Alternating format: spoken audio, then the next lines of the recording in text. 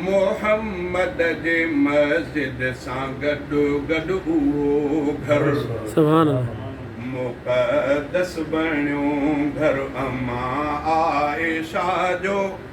मोहम्मद जे मस्जिद सां गॾु गॾु उहो घर इन घर मां अक्सर निहारियो मोहम्मद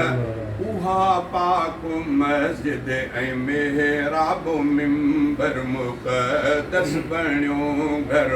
अम्मा आइशा जो मोहम्मद जे मस्जिद सां गॾु गॾु उहो घर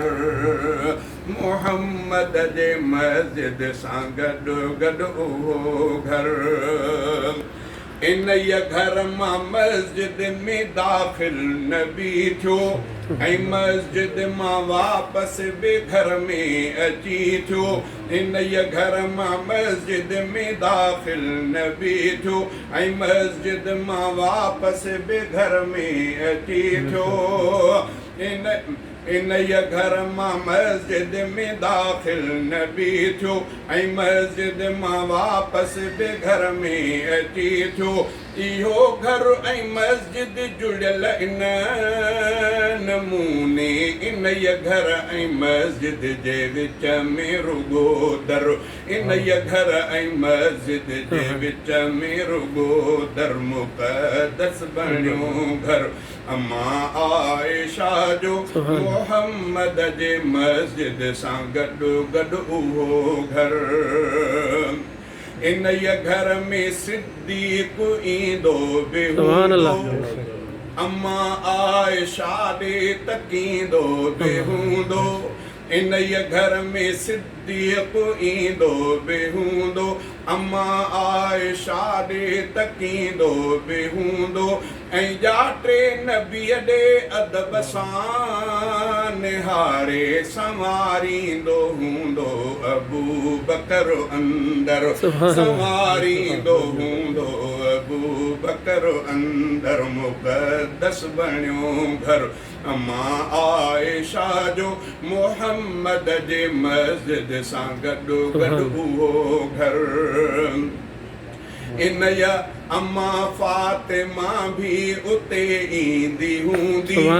ॾिसी पंहिंजे बाबा खे ख़ुशि थींदी हूंदी अम्मा फातिमा भी उते ईंदी हूंदी ॾिसी पंहिंजे बाबा खे ख़ुशि थींदी हूंदी मोहम्मद जी शफ़क़त नियाणीअ ते बेहद इन घर खे एज़ाज़ आला मुक़द्दर इन घर खे एज़ाज़ आला मुक़द्दर मुक़द्दस बणियो घर अम्मा आइशा जो मोहम्मद जे मस्जिद सां गॾु गॾु उहो घर इन घर में जिब्रील ईंदो रहियो आहे सलामी सजण जी भरींदो रहियो आहे इन घर में जिब्रील ईंदो रहियो आहे सलामी सजण जी भरींदो रहियो आहे अम्मा बीबी साइण जे हूंदे बि अक्सर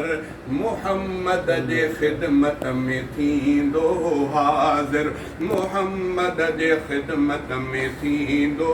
हाज़िर मुक़द्दस बणियो घर अम्मा आइशा जो मोहम्मद जे मस्जिद सां गॾु गॾु उहो घर इन घर मां पर्दो मोहम्मद मटायो इन घर में रब मुस्तफ़ा खे रहायो इन घर मां पर्दो मोहम्मद मटायो इन घर में रब मुस्तफ़ा खे रहायो इन घर ते गुंबद ठहियल आहे साओ इन घर सां जन्नत मदीनो मुनव्वर इन घर सां जन्नत मदीनो मुनव्वर मुक़द्दस बणियो घर अम्मा आइशा जो मोहम्मद जे मस्जिद सां गॾु गॾु उहो घर इन घर जो सिद्दीक़ लए दर खुली वियो इन घर इन ये घर जो सिद्दीक़ लए दर खुली वियो इन ये घर में फारूक खे घर मिली वियो इन ये घर जो सिद्दीक़ लए दर खुली वियो इन ये घर में फारूक खे घर मिली वियो रफ़ीका इन ये घर जो रुतबो घणो ई लिखी छा मां सघंदुसि साहबा जो नौकर लिखी छा मां सघंदुसि साहबा जो नौकर मुक़दस बणियो घर मां आयशा जो मोहम्मद जे मस्जिद सां गॾु गॾु उहो घर माशाअल्लाह माशाअल्लाह जज़ाकल्लाह ख़ैर।